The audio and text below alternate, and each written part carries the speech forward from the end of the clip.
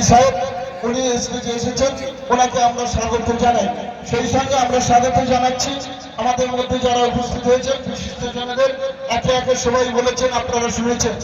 আমাদের মধ্যে উপস্থিত হয়েছেন বিশিষ্ট শিক্ষাবিদ এবং লেখক, বিশিষ্ট সমাজসেবী, যাকে আমরা সোশ্যাল মিডিয়ায় দেখি, বিভিন্ন ইউটিউব চ্যানেলে যাকে দেখি, যার মনোমুগ্ধ ভাষণ আমাদের উৎফুল্লিত করে, যার মনোমুগ্ধ ভাষণ আমাদেরকে উদযাপিত করে, যিনি দলিত লাঞ্ছিত বঞ্চিত মানুষের সহায়ক, যিনি সবাইকে নিয়ে ভাষণ দেন, যিনি সবার ন্যায়ের সপক্ষে কথা বলেন, সেই মাননীয় মানিক ফকির মহাশয় উনি আমাদের মধ্যে উপস্থিত আছেন।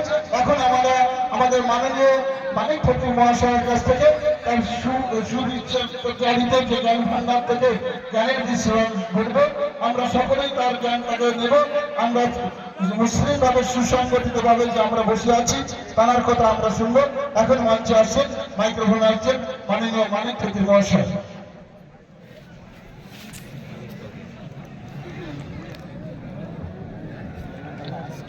আসসালামু আলাইকুম। কেমন আছেন আপনারা? ভয় পাবেন না আমি যে কথাগুলো বলবো, তার কারণ ওয়াকফ আইন হয়ে গেছে। প্রয়োজনে ওরা আকাশের উপর থেকে গুলি করবে, বোম মারবে। উত্তরপ্রদেশের ওয়াকফের আমরা আমাদের স্যারের কাছে একটু ক্ষমা চেয়ে নিচ্ছি, কারণ ওনার বক্তব্যের সময় আমরা বিরক্ত করবো না। আমাদের যারা ভলেন্টিয়ার্স আছে, মাঠে যারা দায়িত্ব আছে, দয়া করে একটু বসিয়ে দেন। পিছনে যারা আছে দেখতে পাচ্ছে না, আমাদের যারা ভলেন্টিয়ার্স আছে ভাই একটুখানি বসিয়ে যান। আমাদের প্রিয় দাদা এখন বলবেন, আমরা সবাই শুনবো। সবাই একটু সুযোগ করে দেন, সবাই একটু বসিয়ে যান দাদা প্লিজ। আমাদের মধ্যে উপস্থিত হচ্ছেন পিজ্জাদা শাহিদ সিদ্দিকী, আমাদের প্রাণের মানুষ, অন্তরের মানুষ, যে মানুষটার জন্য আমরা অপেক্ষায় করছিলাম। তারা স্বতঃস্ফূর্ত উপস্থিতি পেয়েছে। আমরা কমিটির পক্ষ থেকে অভিনন্দন জানাচ্ছি পরন্ত বিকেলে।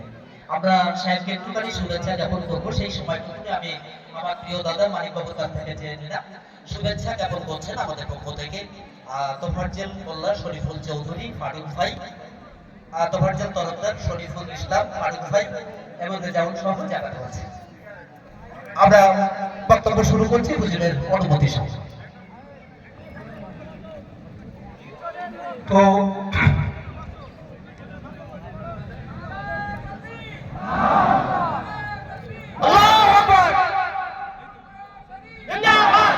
ভারতের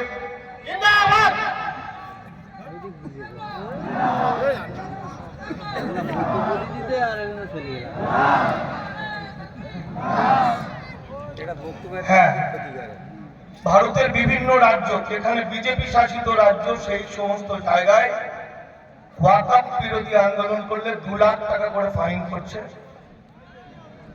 কালো ব্যাগ করলেও তাদের গ্রেপ্তার করছে। এই ঘটনা আপনারা জানেন। ফলত আমাদেরকে কাজে লাগিয়ে নিতে হবে। আমরা যে জায়গায় আছি এই রাজ্যে আমরা প্রতিবাদ করতে পারছি। আমি একটি হরিদাস পাল মানিক ফকির যদি ত্রিপুরায় ডায়লগ দিতাম, উত্তরপ্রদেশে ডায়লগ দিতাম, তাহলে আমি বাঁচতাম না। কিন্তু প্রত্যেকটা জায়গায় আমরা ছুটে ছুটে মানুষকে বলে বেড়াচ্ছি, ওগো তোমরা সাবধান হও। অনেকটা চারণ কবি মুকুন্দ দাসের মতো, অথবা আমি পাহাড়ারের মতো আমরা বলে বেড়াচ্ছি, জাগতে রহো।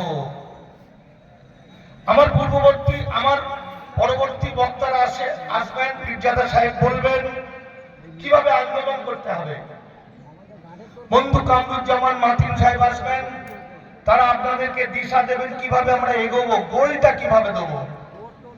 কিন্তু আমার বলার সাবজেক্টটা কি অবস্থায় আমরা আছি, রোগটা কি যদি ধরা না যায় তাহলে ওষুধ দেওয়া যাবে না। শুধু চিৎকার চেঁচামেচি করলাম আর আন্দোলন করব বললাম, তাতে বিজেপির কিচ্ছু যায় আসে না। শুধুমাত্র সত্যি কথাগুলো গ্রামকে গ্রাম পৌঁছে দেওয়ার জন্য ভয়ে আতঙ্কিত হয়ে বিজেপি শুভেন্দু অধিকারী গত পরশু দিন থেকে 4 বার 4টে সময় দেখলাম শুধু পাগলের মতো হয়ে গেছে, বলছে মিথ্যা করে বলছে মানিক ফকির 50,000 লোক নিয়ে গিয়ে মুর্শিদাবাদে আগুন জ্বালিয়েছে, ওর এগেনস্টে এনআইএ করা হচ্ছে, ওকে এফআইআর করা হচ্ছে। কখনো প্রেস কনফারেন্স করছে, কখনো বিধানসভায় বলছে, কখনো রাস্তা দিয়ে যেতে যেতে বলছে। কারণটা কিন্তু অন্য কিছু না। কারণ আজকের যে ঘটনাটা আপনাদের মনে রাখতে হবে, এই যে বিপদ, এটা মানব জাতির বিপদ।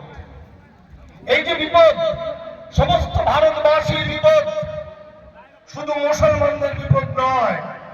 এই বিপদ হিন্দু, মুসলমান, খ্রিস্টান, বৌদ্ধ, জৈন এবং মানুষ যারা, তাদের এই বিপদ। ফলে একটু যদি আমরা কেন আজকে এই অবস্থা এটা জানি, তাহলে আমাদের বোঝার ক্ষেত্রে সুবিধা হবে। আপনারা আমাদের সামনে যারা বসে আছেন প্রত্যেকেই এক একজন আল্লাহর সৈনিক। মনে রাখবেন, আমরা কিছুটা পিছিয়ে পড়েছি এই ভয়াবহ যুদ্ধে। কেন পিছিয়ে পড়েছি? শীতকালীন অধিবেশনে 6টা বিল জমা পড়েছিল, আপনারা জানেন। একটা বিল উদ্বাস্তু হিন্দুদের চিরকালের জন্য কৃতদাস বানানোর, আর একটা বিল মুসলমান ব্যাপারটাকে ভারতবর্ষ থেকে ধ্বংস করে দেওয়ার জন্য। তখন আমরা আন্দোলন করিনি। যখন বিল হলো তখন আমরা আন্দোলন করলাম না। আর একটা আরো ভয়ঙ্কর আইন, যে আইনের মধ্যে দিয়ে নামাজ, আজান, যাকাত, রোজা বাতিল হয়ে যাবে, যেটা উত্তরাখণ্ড, গুজরাট এবং আসামে শুরু হয়ে গেছে, বাংলায় করতে দিচ্ছে না। কিন্তু ভারতবর্ষের যে আইন, যুক্তরাষ্ট্রীয় কাঠামো, 326 নম্বর ধারা, কেন্দ্রের আইন, রাজ্য সরকার মানতে বাধ্য বাধ্য বাধ্য। সুতরাং এই আন্দোলন নিছক ভোটে জেতার জন্য আন্দোলন নয়, এই আন্দোলন কিছু ইস্যুর আন্দোলন নয়, এই আন্দোলন গত 1000 বছরের মধ্যে সবচেয়ে ভয়ঙ্কর আন্দোলন। তার কারণ আপনারা জানেন, একদা এই ভারতবর্ষের চালাতো ভারতবর্ষ ছিল বৌদ্ধদের। আমরা সবাই বৌদ্ধ ছিলাম। এই যে মুসলমানরা যে লুঙ্গি পরে, এই লুঙ্গিটা বৌদ্ধদের যে নিচের কাপড়ের পোশাক, সেটা লুঙ্গিতে রূপান্তরিত হয়েছে। বৌদ্ধরা ন্যাড়া করত, সেটা আস্তে আস্তে নেড়ে বলা হয় মুসলমানদের। সেই আমাদের পূর্বপুরুষ, মূল নিবাসী মানুষের, আমাদের শেষ সম্রাট চন্দ্রগুপ্ত মৌর্যর নাতি কিশোর সম্রাট জয়দ্রথকে ব্রাহ্মণ সেনাপতি পুষ্যমিত্র শুঙ্গ গার্ডবনের অনুষ্ঠানে কোলে তুলে নিয়ে তার গলা কেটে দিয়েছিল। কিছু বেঈমান আমাদের বন্ধু সেকালেও ছিল, একালেও ছিল, আছে, তারা পুষ্যমিত্র শুঙ্গকে সহযোগিতা করেছিল। তারপর পুষ্যমিত্র শুঙ্গ বৌদ্ধদের হটিয়ে দখল নিয়েছিল ভারতবর্ষের ব্রাহ্মণ্যবাদীরা, যেটা মোহন মোহাম্মদরা। দেখুন, তারপরে ঘটনা আপনাদের জানা আছে, বলেছিল যারা বৌদ্ধ ভিক্ষুদের মুন্ডু কেটে আনতে পারবে তাদের স্বর্ণ মুদ্রা দেওয়া হবে। সে সময় কয়েক লক্ষ বৌদ্ধ ভিক্ষুকের মুন্ডু কেটে সদস্যিনী জাহ্নবীতে ফেলে দেওয়া হয়েছিল, সরজনী নদীতেও ফেলে দেওয়া হয়েছিল। আর বৌদ্ধ ভিক্ষুকিনীদের মন্দিরের মধ্যে ঢুকিয়ে পুরোহিতরা ভোগের জিনিস করেছিল, তাদের দেবদাসী করে তাদের রেপ করত প্রতিদিন। তারপর এই ভারতবর্ষে যখন মনুসংহিতা লাগু হয়, হিন্দু আইনের মধ্যে ছিল নরবলি, হিন্দু আইনের মধ্যে ছিল নিম্ন বর্ণের মেয়েদের উপরের পোশাক পরতে পারবে না, যার সঙ্গে বিয়ে হোক প্রথম বাচ্চাটা হতে হবে ব্রাহ্মণের, প্রথম সন্তানটা যদি পুরুষ হয়, ছেলে হয়, তাকে জলে ভাসিয়ে দিতে হবে। এরকম অনেক এই ভয়াবহ সময়ে এলেন আরব দুনিয়ার সেই বিশ্ব নবীর বাণী, আরবের আজ থেকে প্রায় 1200-1300 খ্রিস্টাব্দ আরব দুনিয়ার ব্যবসাদাররা নদীপথে আসতেন। সেই ব্যবসাদারদের সঙ্গে চলে আসতো মুসলিম ইসলাম ধর্মাবলম্বী গাউস, কুতুব, মৌলানা, হাফেজ, কারি, তারাই এসে ভারতবর্ষের মানুষকে বাঁচিয়েছিল। আমি একজন হিন্দু, আমি যে হিন্দুকে জানি সে হিন্দু এই হিন্দু নয়। এই হিন্দু আর্য হিন্দু, এই হিন্দু কুৎসিত, হিন্দু সন্ত্রাসবাদী, মিথ্যাচারী, ব্যভিচারী, ধর্ষক। এই হিন্দু আর প্রকৃত হিন্দু এক নয়। সেদিন এই ভারতবর্ষের পশুর মতো জীবনযাপন করা, এই যে আজকে আমাদের এই যে সকাল থেকে রাত পর্যন্ত আপনাদের গালাগালি দেয় যারা মতুয়ারা, এদের গলায় খুলি বাঁধা থাকতো আর এই কোমরে একটা ঝাঁটা বাঁধা থাকতো।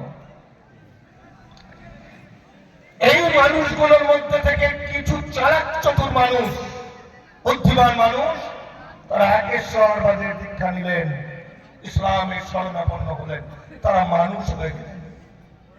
হয়তো আমার এই কথা শুনে অনেক হিন্দু ক্ষুব্ধ হবেন, কিন্তু মুসলমানদের মতো দেশপ্রেম, শৃঙ্খলা, মানুষকে ভালোবাসা, মানবতা পৃথিবীতে দুটো আছে কিনা আমার জানা নেই।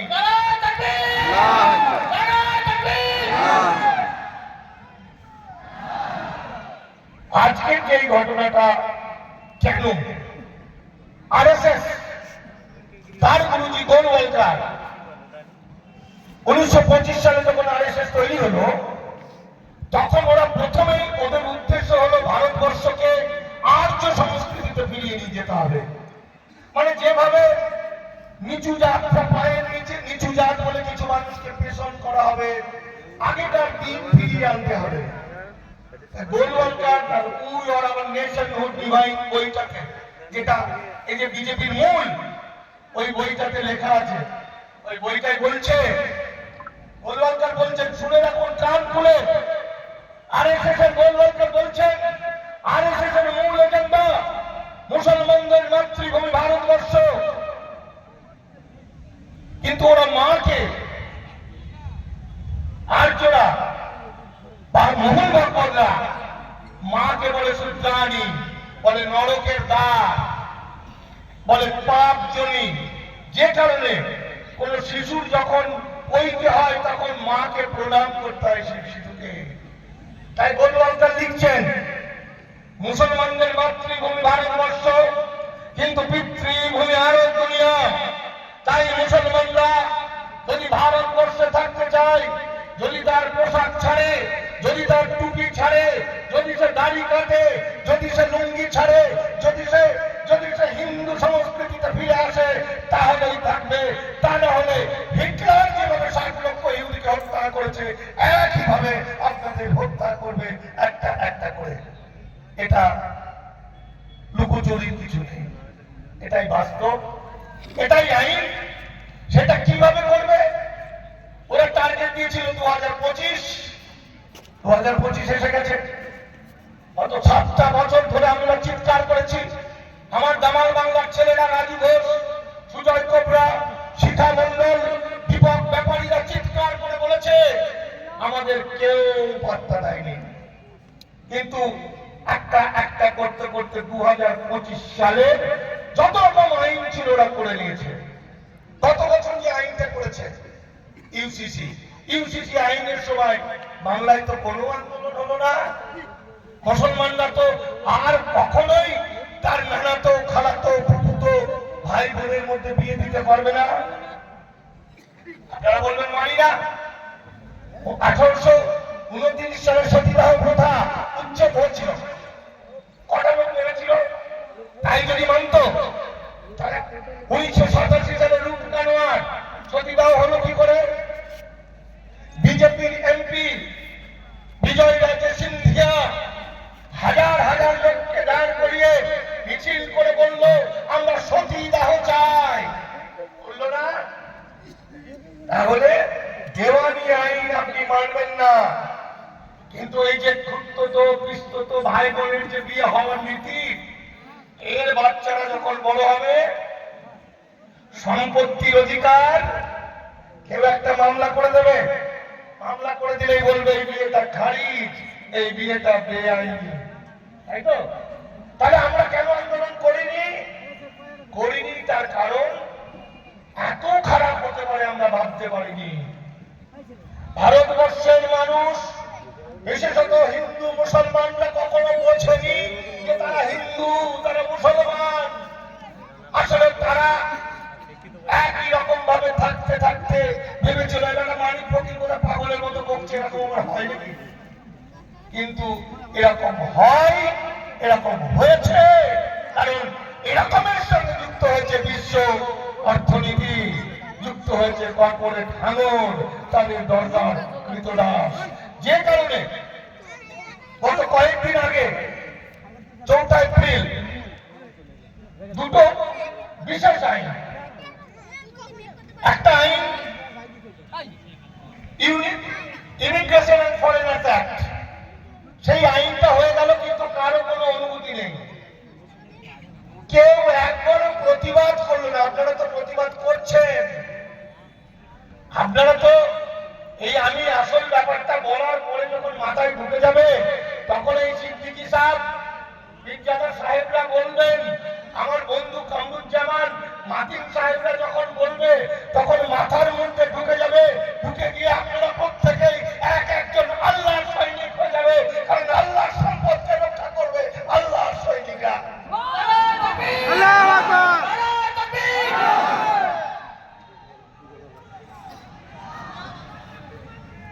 ইমিগ্রেশন, আপনার এই অঞ্চলে অনেক আমার হিন্দু ভাইরা আছে, আপনাদের ভাইরা আছেন, মিষ্টি মিষ্টি কথা বলেন আর মনে মনে ভাবেন কখন শালা তোদের জমি জায়গা নেবো, তোদের ভারত থেকে তাড়াবো, বুঝেছেন তো? দেশভাগে বলি হওয়ার পরে এসেছেন, ৭১-এর পরে এসেছেন, এসে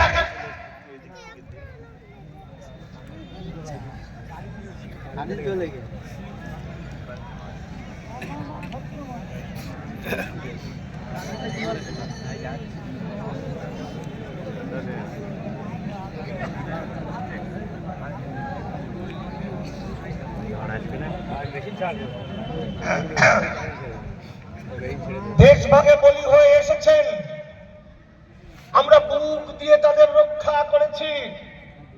এখনো বসিরহাটে আমার এক বন্ধু, সে আমাকে দাদু বলে, মিলন আশরাফুল, সে গেছিল বোম্বে লেবারের কাজ করতে, এবং লেবারের কাজ করতে গিয়ে ওখান থেকে আমাকে ফোন করে বলছে, দাদু আমাকে পুলিশে ধরেছে, ৩০,০০০ টাকা চাইছে, আমি নাকি বাংলাদেশি। তো আমি পুলিশের সঙ্গে কথা বললাম, তারপর ৫,০০০ টাকা দিয়ে তিনি বেরিয়ে গেলেন। তারপরে এই ছেলেটি আশরাফুল, সে লেবারের কাজ করে, তার ভাই কেউ আইসক্রিম বিক্রি করে, কেউ লোকের দোকানে কাজ করে। সে যখন তার গ্রামে ঘুরিয়ে নিয়ে গেল, ১৪৬ বিঘে জমির মালিক এই আশরাফুল। ১৯৬৪-র দাঙ্গায় হযরত বাল মসজিদে যখন বিশ্ব নবীর কেস চুরি হয়, তখন যে দাঙ্গা হয়েছিল, সেই দাঙ্গা পূর্ব পাকিস্তানে ছড়িয়ে পড়েছিল। আমরা শুধু দেখেছি আর আমরা শুধু বলি মুসলমানরা অত্যাচার করেছে, কিন্তু একবারও বলি না যে হিন্দুদের অত্যাচার কত নির্মম। ১৪৬ বিঘে জমি থাকার মালিক আজ লেবার খাটছে লোকের বাড়িতে, কারা দখল করেছিল? ওই বাংলাদেশ থেকে আসা লোকেরা। আমি যখন বলেছিলাম, যখন এনআরসি আন্দোলন হচ্ছে, তখন মিলনকে কেউ কেউ বলেছিল মামলা করে দে, মামলা করলেই পেয়ে যাবে। তখন মিলন বলছে, দাদু এখন তো এনআরসি, মামলাতে যদি ওদেরকে তাড়িয়ে দেয়, ওদেরকে যদি কৃতদাস বানায়, তোমার কথা মতো দেশ থেকে তাড়িয়ে দেয়, সেদিন মামলা করতে দেয়নি। এটাই মুসলমানের ধর্ম, এটাই মানবিকতা, মনুষ্যত্ব, বিবেক বলা মুসলমানদের ধর্ম, এটাই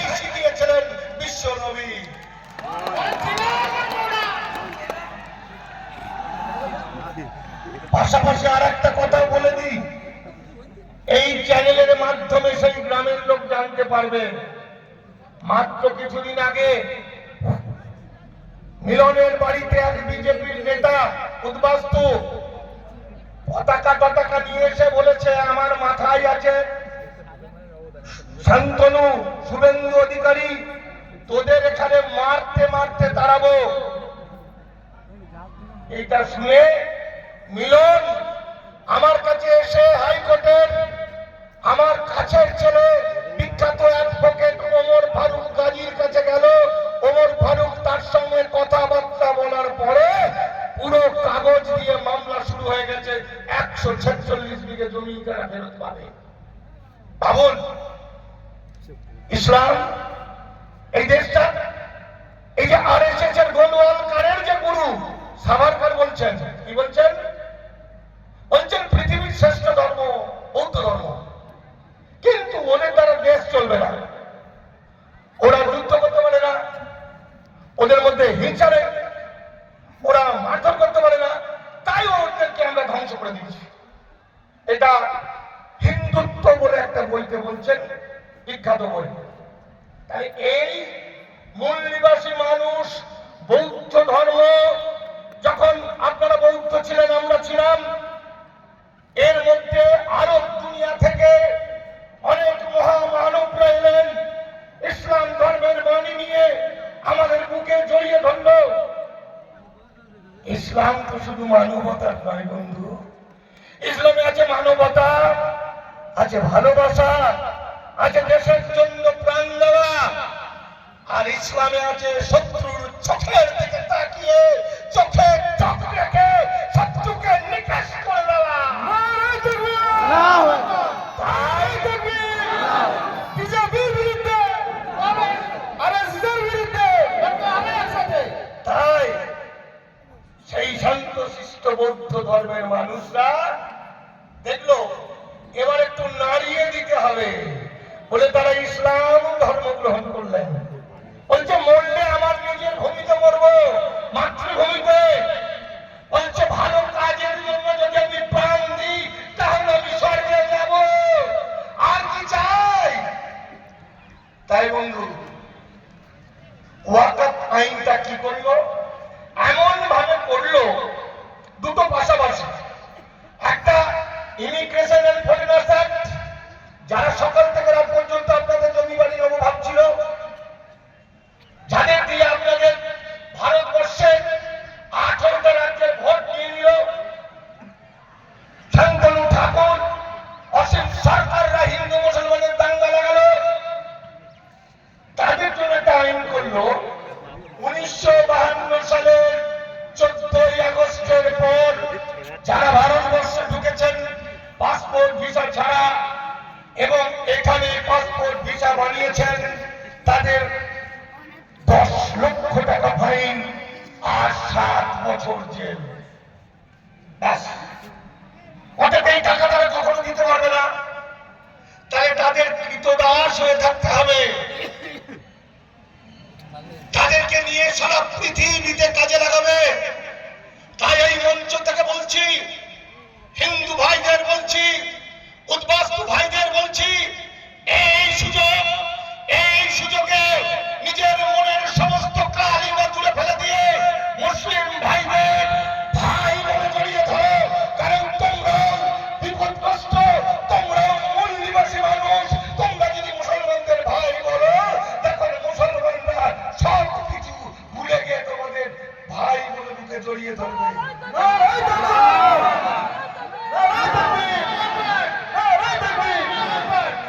আর এই 5 কোটি উদ্বাস্তু আর আমার মুসলমান সমাজ যদি এক হয়ে যায়, তাহলে কি হবে? আল্লাহর সম্পদ কি রক্ষা করতে পারবো? শুধু আল্লাহর সম্পদই নয়, আল্লাহর সম্পদের দিকে যারা চোখ তুলে তাকিয়েছে, তাদেরকেও আমরা ভারতবর্ষ থেকে চিরকালের জন্য দূর করে দেব। চালাকিটা দেখুন, আরব দুনিয়াতে আপনারা জানেন, সারা পৃথিবীতে, শুধু আরব দুনিয়া নয়, যারা যুদ্ধে জয়লাভ করত তারা পরাজিতদের সমস্ত সম্পত্তি গুলো পেয়ে যেত।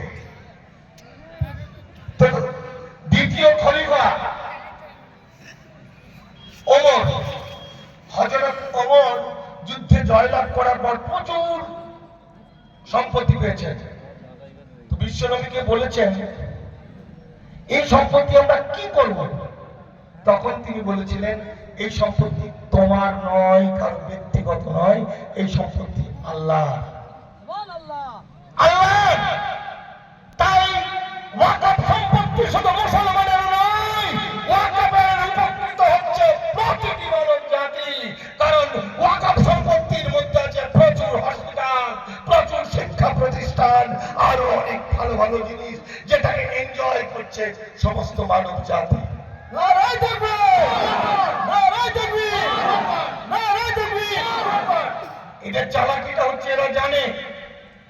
আপনারা জানেন 1883 সালে জমি অধিগ্রহণ আইন হয়েছিল। তো ব্রিটিশের বন্ধু ছিল আরএসএস, এই বামনারা। এরা জানতো ভারতীয়রা সব পারে, শুধু খাতা পত্রটা ঠিক করতে পারে না। তাই তখন আইন করে দিয়েছিল যাদের জমির দলিল আছে বা জমিদারের খাজনা পেপার আছে তারা জমির মালিক, আর যাদের নেই তারা মালিক নয়। সেই সময় 10,000 আমার ভারতবর্ষে আদিবাসী জমি চিরকালের জন্য চলে গেছিল এবং তারা আজকেও ভূমিহীন হয়ে গেছে। এদের চালাকি এমনই, এরা জানে ইসলাম ধর্মের কোরআন শরীফ যেমন লিখিত, আবার হাদিস মুখে মুখে কোন আইন ইসলাম ধর্মে অনেকটা যেমন লিখিত আইন, আবার এরা যদি একবার মুখে বলে দেয় সেটাই শত শত বছর ধরে হয়ে যায়। বিশ্বাস এবং ঈমানটাই হলো ইসলাম ধর্মের প্রধান।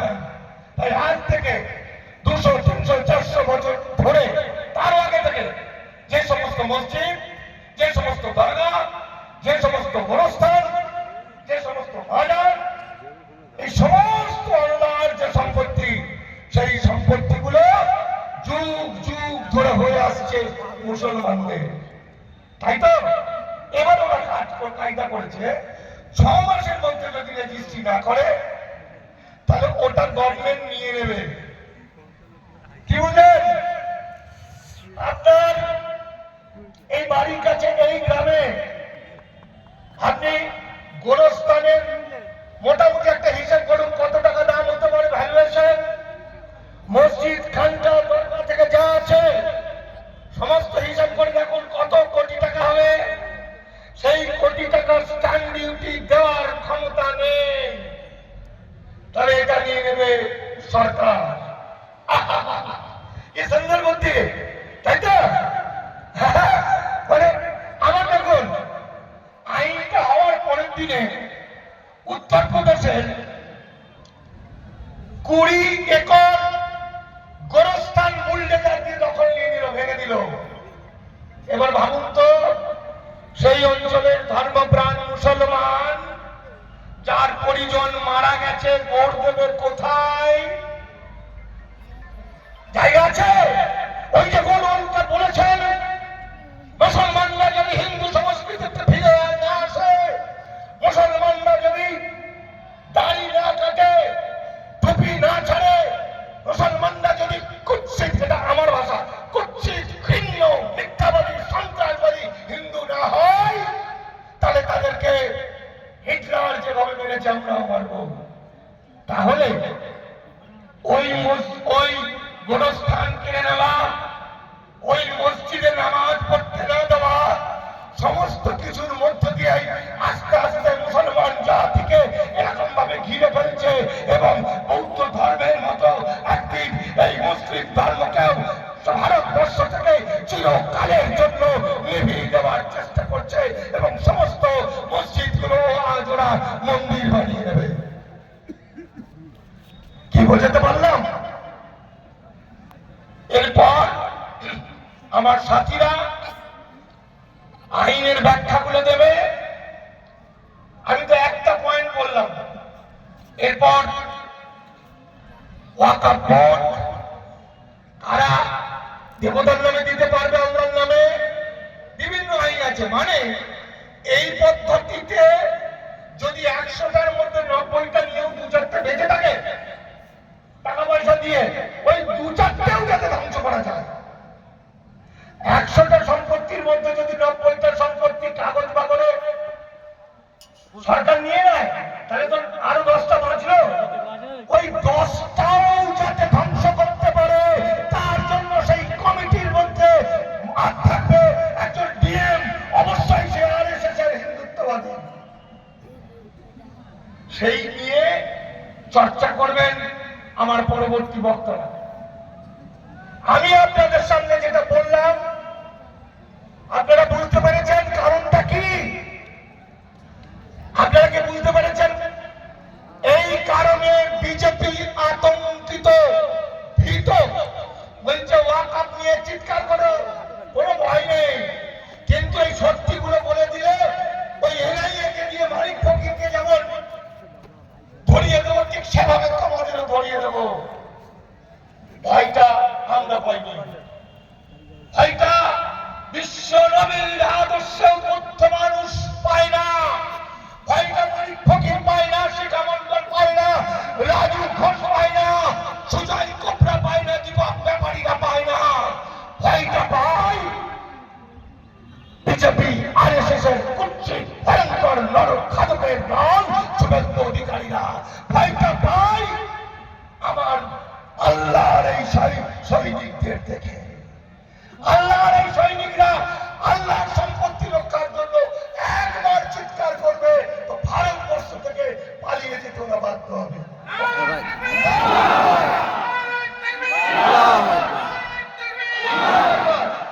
আমি শেষ কথা বলছি, এই আন্দোলনটা অন্য আন্দোলন, অন্য সরকারের বিরুদ্ধে, তার বিরুদ্ধে বিভিন্ন ঘটনা নিয়ে আলাদা করে করতে পারে না, গণতান্ত্রিক অধিকার।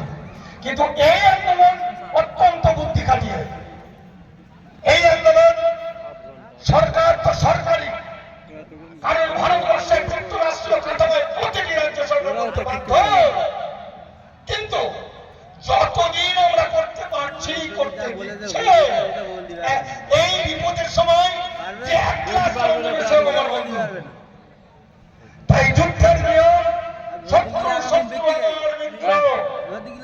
তাই এই সময়টাকে বাংলায় যেহেতু আমরা আছি, আমরা কাজে লাগিয়ে নিয়ে আসো এবং বাংলা থেকে এই ডাকটি ওয়াকআপ আইন বাতিল করব, তথাকথিত হিন্দু রাষ্ট্রকে আমরা লাঠি মেরে ছুঁড়ে ফেলব।